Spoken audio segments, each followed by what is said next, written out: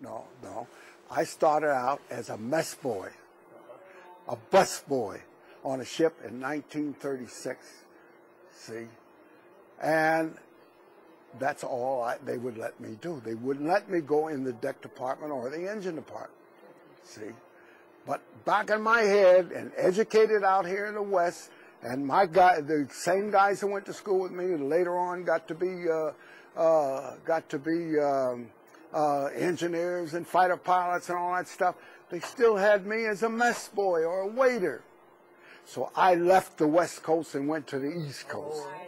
See? Now, they had that over there, but it would look like it was kind of gradually kind of fading away because they had so many ships and so many seamen. Yeah. Because I told them, I'm not going to die serving food. I want to get in the engine department. And the Coast Guard heard me, the unions heard me, and they give me my paper to get in the engine. That's how I got in the engine room.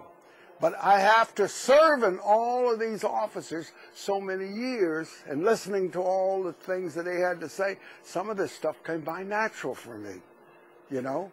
So as I progressed, I got a lot of this from the people that helped me.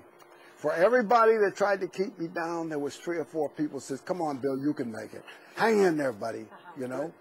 Yeah, my first ship I was on, we were on the invasion of North Africa. We had already been to England, and I'd been shot up a couple of times. But this chief engineer, he hated my guts because I was the first black guy ever served in his engine room, see. So during the war, when you get down below, you'll see under the floor plates is the tank tops. The dirtiest, stinkingest part of the ship you can get to.